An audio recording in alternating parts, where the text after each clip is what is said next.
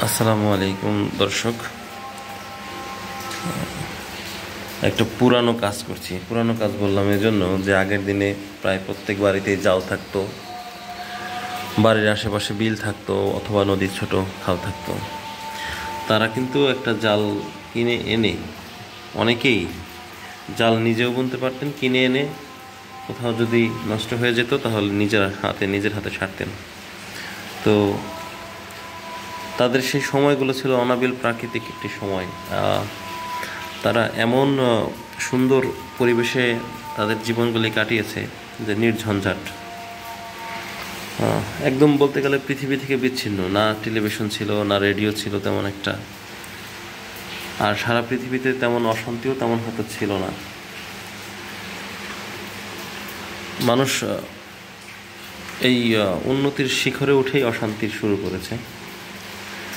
তো দেখতে পাচ্ছি যে আমি এখন সেই কাজটাই করছি। শখের বশে একটা জাল কিনছিলাম, তাদের মতো জীবনযাপনের একটা চেষ্টা আর কি। তারপরও আধুনিক বিশ্ব থেকে বিচ্ছিন্ন নয়, কিন্তু সেই পুরনো কাজ। এই যে জালটা এখানে ছিঁড়ে গেছে, এই যে। তো এই আমি নিজের হাতে এরকম করে আবার রিপেয়ার করতেছি। কাজটা কিন্তু খুবই ভালো লাগছে করতে। পরিশ্রমের হলেও, একটু ধৈর্যের হলেও, কিন্তু সেই আগের সময় ফিরে যাওয়ার একটা অনুভূতি। এটা নিয়ে যখন আবার নদীতে মাছ ধরতে যাব, হয়তো খুব বেশি মাছ পাবো না, আগের মতো মাছ নাই, পরিবেশ নষ্ট হয়ে গেছে। ছোট ছোট খালগুলি বন্ধ করে দেওয়া হয়েছে, বিলে পানি যাওয়ার রাস্তা বন্ধ করা হয়েছে, যার কারণে মাছগুলি আর আশ্রয় পাচ্ছে না। এবং বিভিন্ন ধরনের জাল, চায়না জাল, এই ধরনের চায়না জাল বলে আর কি, আমাদের দেশেই তৈরি হয়। তো আবার কিছু আছে কারেন্ট জাল, এগুলি ব্যবহার করার ফলে একদম মাছ কমে গেছে। তারপর নদীতে যে পরিমাণ বর্জ্য পড়ে, তাতেও নদীর যে পরিবেশটা একদমই নষ্ট হয়ে গেছে। আগে মা বোনেরা ছাই দিয়ে থালা বাসন মাজতো। এই ছাই দিয়ে মাজার কারণে সেটা ছিল একদম প্রাকৃতিক, পরিষ্কারও খুব সুন্দর হতো।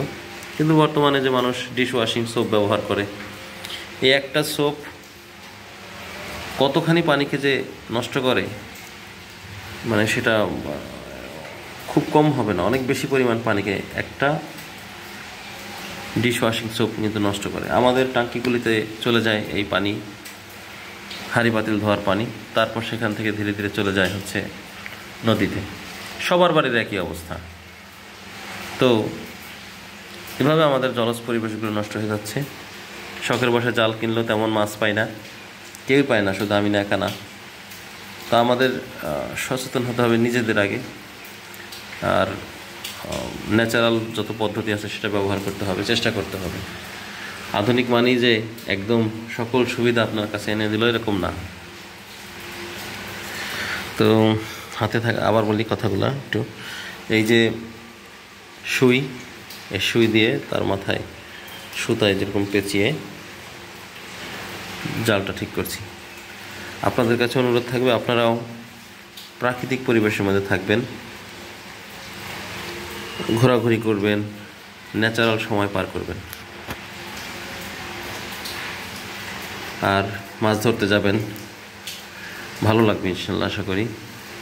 তো হঠাৎ করে মনে হলো যে এটুকু দেখাই, আপনাদের কেমন লাগে জানাবেন আমাকে।